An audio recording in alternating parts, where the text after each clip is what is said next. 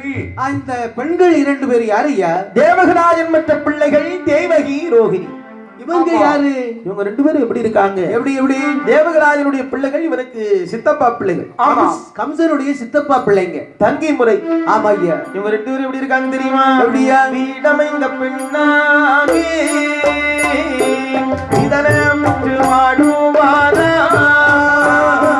கல்யாணம் முடியாமல் கைப்பிடித்து கொடுக்காமல் பலவருட காலம் பலவருட காலம் பரவித்து வாடுவானா பலவருட காலம்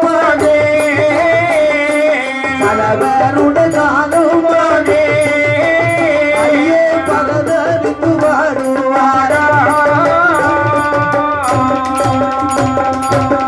தேவகி ரோகிணி இருபேர்களும் எப்படி இருக்கிறார்கள் தெரியுமா? 2 பேரும் எப்படி இருக்கா? வீடமைந்த பெண்ணாக ஆகி வெகு காலங்கள் ஆகிவிட்டது. கல்யாணமும் முடியவில்லை, கைப்பிடித்து கொடுக்கவில்லை. ஐயோ.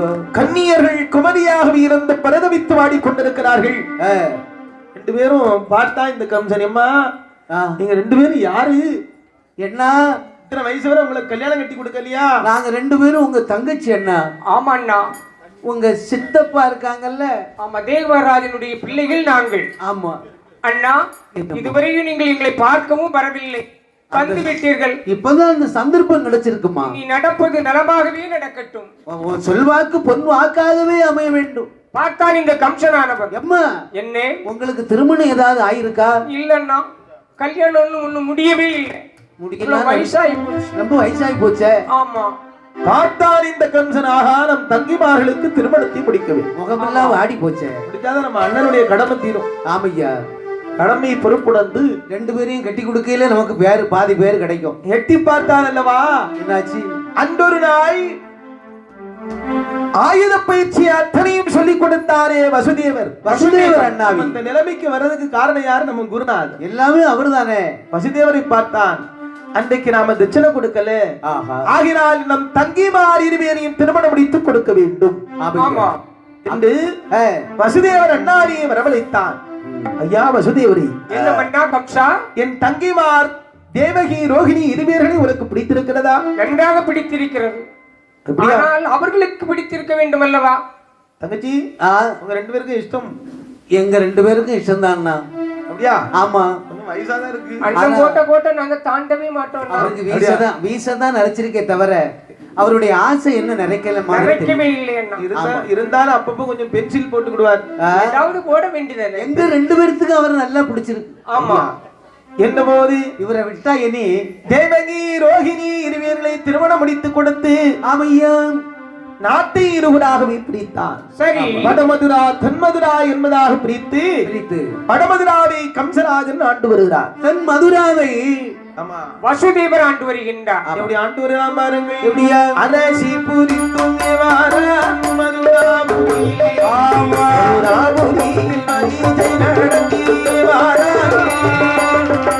அரசு புரிந்துமே வார மதுராபுரியை மதுராபுரியை வரிசை நடத்திய வார ஆதியில் கிளஜேன் அவன் சாண்டனை போலி அங்குள்ள கூடி ஜனங்கள் அவனி மிக பூகள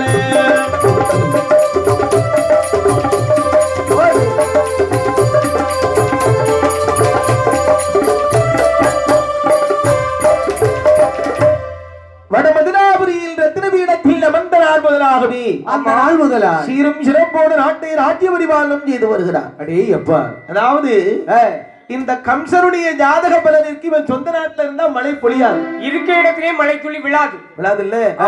ஆனால் அங்கே வசுதேவர் என்று சொல்லக்கூடிய அண்ணாவி நாட்டை ராஜ்ய பரிபாலனம் செய்து வருகிறார் தென்மதுராபுரி. சரி, அவர் நல்லவர் அல்லவா? அவருக்காக மழை பொழிகிறது. ஆமா, அதாவது இந்த உலகத்தில் நல்லவர்கள் இருந்தார்கள், ஆனால் சரி அவர்களுக்காகவே மழை பொழியுமா? நல்லவர் ஒருவர் உலகில் அவர் பொருட்டு பெய்யும் எல்லோருக்கும் மழை என்பார். நெல்லுக்கு இறைத்தண்ணீர் வாய்க்கால் வழியோடி புல்லுக்கும் வாங்கியே உணவாக கொடுக்கும். ஆமா. தொன்னுலகில் நல்லோர் ஒருவர் உளறியல் அவர் பொருட்டு எல்லோருக்கும் நெய்யும் மழை என்பார்கள். ஆமா. இந்த வசுதேவருடைய நல்லாட்சி காரணமாகவே மாதம் மும்மாறி அடைசாரல் பிடித்தது. ஆமையா இல்லையா? அதன் காரணமாக பார்த்தார்கள் சம்சாரிமார்கள் எல்லாம். என்ன நினைக்கிறார்? சம்சாரிமார்னா விவசாயிமார்கள், விவசாயிங்க இல்லையா? ஆமா. அண்ணா என்ன தம்பி? ஆனி ஆடி மாதம் அடைசாரல் பிடித்து விட்டது. ஆமா தம்பி. ஆகையினால் பருவமா இருக்கு, பயிர்களை செய்ய வேண்டும். சரி சரி. அப்படி என்று ஆமையா எப்படிப்பட்ட பயிர்களை செய்தார்கள் தெரியுமா? எப்படிப்பட்ட பயிர்? வைத்தார் ஏலோ வைத்தார் ஏலோ வைத்தார் ஏலோ வைத்தார் ஏலோ நீச்சம் கண்டு வைத்தார் கண்டு வைத்தார் ஏலோ நீச்சம் கண்டு வைத்தார் கண்டு வைத்தார் ஏலோ வைத்தார் ஏலோ வைத்தார் ஏலோ வைத்தார் ஏலோ வைத்தோம் கண்ணு வைத்தார் கண்ணு வைத்தார் ஏலோ வைத்தோம் கண்ணு வைத்தார் கண்டு வைத்தார்.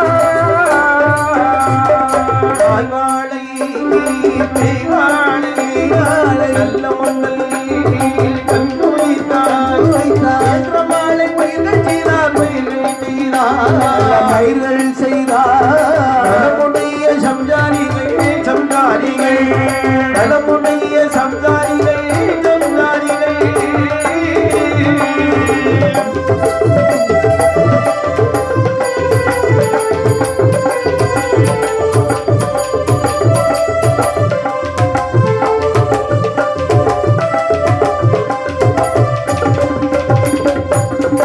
பலவிதமான பயிர்களை செய்தார்கள்.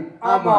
இஞ்சி வைத்தார் ஏல வைத்தார்கள் எலுமிச்சம் கண்ணு வைத்தார்கள் நாய் வாழை பீ வாழை நல்ல முன்னம் கண்டு நட்டார்கள். நல்ல வாழைகள் எல்லாம் நட்டார்கள். காடை கண்ணி கூவரகு கம்புதினை பயிர்களை செய்தார்கள். ஆகா பயிரானது செழித்து வளர்ந்து சரி. கார்த்திகை மாதம் கதிரும் பொதியுமாக இருக்கக்கூடிய நேரம். அந்த செழிப்பூட்ட நேரத்தில் அந்த நேரத்தில் என்ன ஆச்சு? காட்டில் உள்ள துஷ்டமிருகங்கள் எல்லாம் வந்து பயிர்களை அழிக்கிறது. ஐயோ இதற்கு ஆட்ட மாட்டாமல் கொடிபிடி மக்கள் எல்லாம் சென்று மன்னனிடத்திலே புரியப்படுகிறார்கள். எப்படியா? மன்னாதி மன்னவனே மகுடமுடி ராஜமன்னா, என்னப்பா நாங்கள் இட்ட பயிர்கள் எல்லாம் அங்கே நாசமாக போகுதையா. ஐயோ தாங்கள் தான் ஆவணச் செய்ய வேண்டும். கானகத்தில் உள்ள மிருகங்கள்ல வந்து அழித்து போய்விட்டது ஐயா என்ற போது மன்னரோ என்னையா சொல்கிறார்? பார்த்தான் கம்சராஜன், மக்களே கவலையின்றி வீடு திரும்புங்கள், ஆமா. ஆவணம் செய்கிறேன் என்று சரி. அங்கே அலங்காரம் செய்யப்பட்ட ரதத்திலே ஏறுகிறார். பயிர்களை அழித்த அந்த மிருகங்களை கொல்ல வேண்டுமையானால் வேட்டையாடிதான் கொல்ல வேண்டும். அப்படி ரதத்தில் ஏறிய கம்சராஜே, ரதத்தில் ஏறிய கம்சராஜே, ரதத்தில் ஏறிய கம்சராஜன் ரதசாரதியும் திருவாரான், ரதசாரதியும் திருவாரான், ரதத்தில் ஏறிய கம்சராஜன் ரதத்தில் ஏறிய கம்சராஜன் ரதத்தில் ஏறிய கம்சராஜே, ரததாரியம் செய்து வாழ ரததாரியம் செய்து வாழ மதுரா பட்டண திருக்கடெல்லாம், மதுரா பட்டண திருக்கடெல்லாம், மதுரா பட்டண கருங்கெல்லாம் மனமகிழ்ந்து ரதம் செலுத்தி, மனமகிழ்ந்து ரதம் செலுத்தியோ.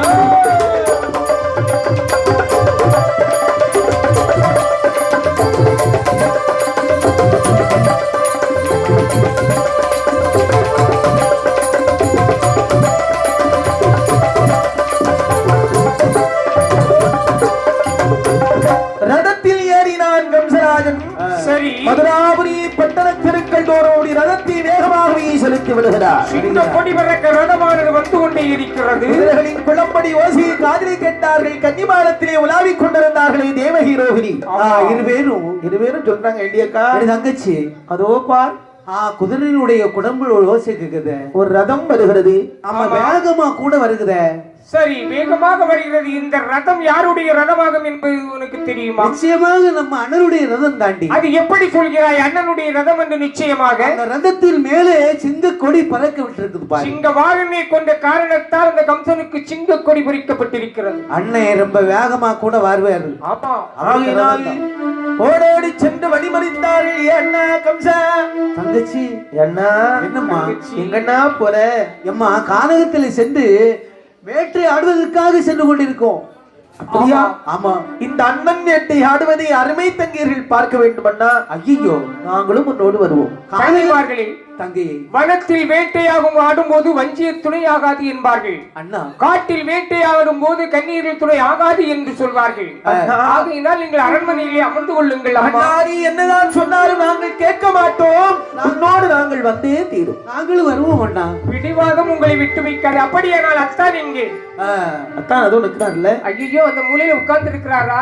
அப்படி என்று வசுதேவர் அண்ணாவி தேவகி ரோகிணி அவர்களை அழைத்துக் கொண்டு காட்டிற்கு வேட்டுக்கு வருகிறான். ஆமா. அழகான ஒரு மாமர நிழலை கண்டான். ஆமாம். தங்கிமார் இருவியர்களையும் மாமர நிழலிலே அமர வைத்துவிட்டு காட்டிலே வந்து வேட்டையாடுகிறார். சரி. உச்சி திரும்பவட்டும் உள்மலையில் வேட்டையாடி, மதியம் திரும்பவட்டும் மறுமையிலே வேட்டையாடி தகனமுற்றி வேந்தரான கம்சனானவன் சரி தங்கிமார் இருக்கக்கூடிய மாமர நிழலுக்கே வருகிறான். சரி. அப்படி வரக்கூடிய நேரத்தில் தங்கிமாருடைய வாடாத கமலமுகம் ஆடியிருப்பதை கண்டான். ஆமா. என் ஆருயிர் தங்காய் தேவகி, அண்ணா, உன் வாடா கமலமுகம் ஆடியிருக்கிறதே அம்மா, என்ன காரணம்? அண்ணா, தங்கச்சி, எங்களுக்கோ பசி அதிகமாக இருக்கிறது. தண்ணீர் தாகம் எங்களால் பொறுக்க முடியவில்லை அண்ணா. எங்களுடைய தாகத்தை போக்குவதற்கு இப்பொழுது ஏதாவது சிறிது தண்ணீர் தருவீர்களா அண்ணா? என்றபோது வெள்ளி மந்தி கையிலெடுத்துக் கொண்டு தண்ணீர் தேடி வருகிறான். அப்படி வரக்கூடிய நேரத்திலே தண்ணீர் இருக்கிறது, பருக முடியாத ஒரு அவல நிலை. சுத்தமான தண்ணீர் எங்கு பார்த்தாலும் இல்லை. காரணம் என்ன தெரியுமா? எங்கு பார்த்தாலும் வேட்டையாடப்பட்ட நேரத்தில் பானம் பட்ட மிருகங்கள் அத்தனையும் சென்று தண்ணீர் அருந்திய காரணத்தினாலே அந்த தண்ணீர் இருக்கப்பட்ட இடத்தில் அத்தனை மிருகங்களும் செத்து கிடக்குது. அசுத்தமாகவே காணப்படுகிறது. மாசு கலந்த தண்ணீரை மாசற்ற தங்கீர்களுக்கு கொடுக்க கூடாது. அது எப்படி கொடுக்கூடாது? அப்படி என்று என் ஆறுயிர் தங்கிமார்களே, அண்ணா, வாருங்கள், அரண்மனைக்கு சென்று விடலாம். அண்ணா, தாகம் பொறுக்க முடியவில்லை அண்ணா. தண்ணீர் தானே கிடைக்கவில்லை. இதோ இந்த மாமரத்தை உற்று நோக்குங்கள். அழகான ஒரு மாங்கனியானது செக்கச்சவை என்று பழுத்திருக்கின்றது. இந்த மாங்கனியை பறித்து நீங்கள் எங்களுக்கு தந்தீர்களே, ஆனால் எங்கள் தாகமும் தீரும் பசியும் அடங்கும் அல்லவா அண்ணா? என்ற போது பார்த்தான் கம்சன், நம் தங்கிமாருக்கு இல்லாத மாங்கனி மரத்தில் இருப்பதா? யாராக இருந்தா நமக்கு என்ன? வில்லிலே நாடேற்றினான், அஸ்திர பிரயோகம் செய்கிறான். சரி. மாங்கனியை அறுப்பதற்கு ஒரு கடை, கீழே விழக்கூடிய கனி தரையில் விழாமல் இருப்பதற்கு ஒரு கடை. மாங்கனி தரையில் விழுந்து விட்டால் தங்கைமார்கள் சாப்பிடுகின்ற மாங்கனியில் மணல் ஒட்டி விடுமா? என்னே தங்கை பாசம். அதானே 8 துண்டாகவே பகிர்ந்து தேவகியார் திருக்கரத்தில் கொடுத்தான். சரி. வாங்கினாள் தேவகியாரவள். பழத்தை வாங்கினாள். அதில் 7 துண்டை படபடனி சாப்பிட்டுட்டா. இந்த நேரத்தில் பக்கத்திலே நின்றுண்டிருந்தாளே அந்த ரோகிணி என்னையா செய்கிறா? ஏண்டியம்மா, அவ நுழைச்சொண்டு இருக்கா. இது உனக்கே நியாயமா படுதாடி? என்னடி அக்கா? ஏண்டி எடி இப்படியா ஒரே அடி அக்கபலத்துல போடுவாங்க? ஒன்ன போலதானே நானும் தண்ணீர் தாகத்தோடு பசியோடு இருக்கிறேன் தங்கை. ஏண்டி சிறிது ஒரு துண்டு கனியாவது கொடுக்க கூடாதா? பேச்சு நடத்தடி. வேணா ஒரு துண்டு தாரேன், சாப்பிடு. அதுவே போதும்மா. அப்படி என்று சரி மாங்கனியை புசித்தார்கள். தாகமிடாய் தீர்ந்தது. சரி. அப்படியே மறுபடியும் ரதத்திலே ஏறி வந்து கொண்டிருக்கிறார்கள். ஆமா. ஆனால் இவன் மறித்து கொடுத்தானே மாங்கனி. ஆமாம். அதன் பெருமை என்ன தெரியுமா? அதனுடைய தன்மை என்ன? 3 வருட காலம்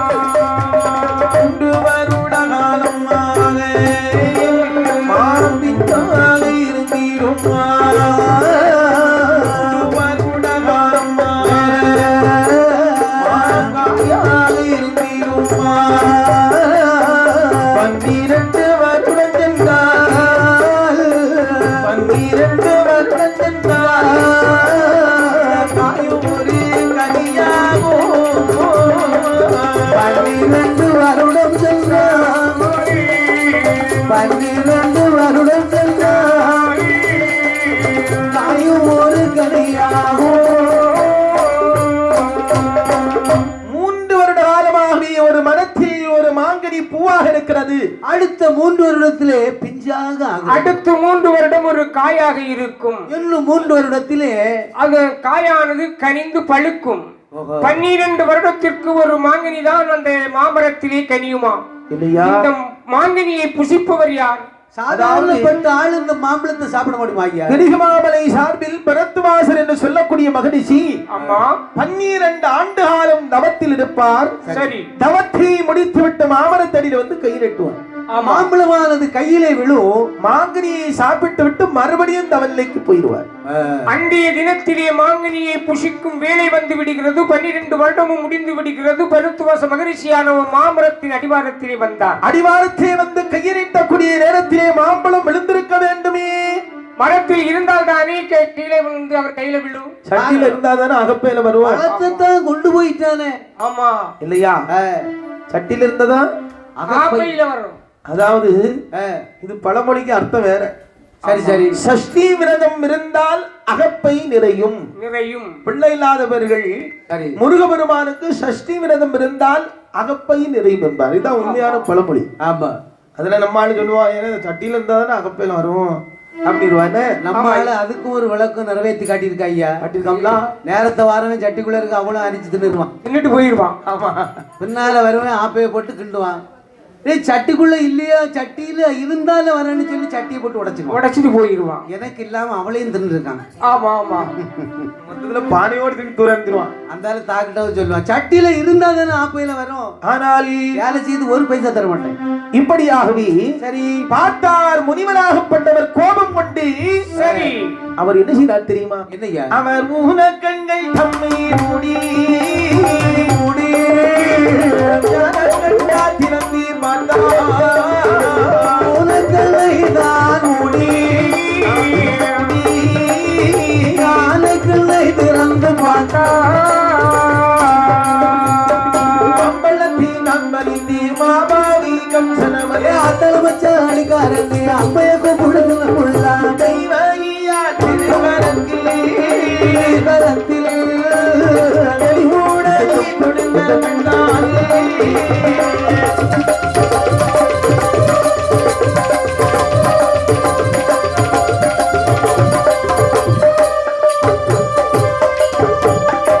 முனிவரோ ஞானக்கண் என்று சொல்லக்கூடிய, அதாவது நமக்கெல்லாம் கண்ணு முன்னா வேற ஏதாவது சிந்தனை வரும். ஆனா முனிவர்களுக்கு அப்படி இல்லை. என்ன? ஊனக்கண் என்று சொல்லக்கூடிய கண்ணை மூடினால் மூன்றாவது கண்ணாகி ஞானக்கண் திறக்கும். ஆமா.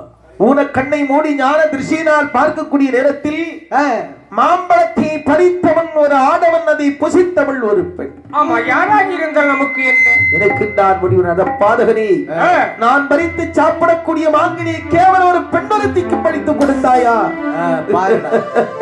பாதகனே, அதாவது நீ மாங்கனியை பறித்து கொடுத்த காரணத்தினால் உண்டவளின் திருவயிற்றில் பிறக்கும் 8வது பிள்ளை திட்டவட்டமாக உன் தலையை அறுக்குமடா. மாங்கனி அறுத்தவனுடைய தலையை அறுக்கும் என்று சாபத்தை கொடுத்தான் என்று அசரீரி வார்த்தையை கேட்டான். அசரீரியாக நின்று சாபம் கொடுத்தார் முனிவர். பார்த்தான் அசரீரி சொன்ன வார்த்தை 7 14 உலகங்கள் அழிந்தாலும் இந்த சொல் ஒரு நாள் ஒரு காலம் அழியவே அழியாது. தங்கை என்று நினைத்தோமானாலும் தலை அறுபடுவது நிச்சயம். நம்முடைய தலை தப்பாது. இவனை விடலாமா? கூடாது. உடனடியாக நடத்தி விட்டு கிளை சாடினான். தேவகியார் தலைமையை பற்றி பிடித்தார். அடியே தேவகி, வெட்டி விடாதீர்கள். பார்த்தார் வசதி ஓடோடி வருகின்றார். மைத்துனா, என்ன காரியம் செய்கின்றீர்கள்? எதற்காக என் மனைவியை நீங்கள் வெட்டப் போகின்றீர்கள்? என்ன? அசரீரி சொன்ன வார்த்தையை கேட்டிருந்துமா தாங்கள் என்னை தடுக்கின்றீர்கள்? மைத்துனா, அவள் வயிற்றிலே பிறக்கக்கூடிய 8வது பிள்ளை என்னை தலையறுக்கும் என்று சொல்லி அசரீரி வாக்கு. அசரீரி உயிரோடு இருந்தால் நானே பிள்ளைகளை பெற்றெடுப்பாள். இவளை கொண்டு விட்டால் மைத்துனா, அவசரப்படாதீர்கள். உங்கள் தங்கை திருவயிற்றிலே எத்தனை குழந்தைகள் பிறந்தாலும் சரி, அந்த எத்தனை குழந்தையும் நான் அத்தனை குழந்தைகளையும் நான் உங்களிடத்தில் ஒப்படைப்பேன். உங்க வார்த்தை எப்படி போது? சத்தியம் செய்து தருகிறேன். சத்திய பிரமாணம் செய்து கொடுத்தார். என்னுடனே சத்தியத்தை நம்புவானா? சத்தியத்தை நம்புவானா? சத்தியத்தை நம்புவானா? அறியாமல் அறியாமல் சத்தியத்தை நம்புவானா?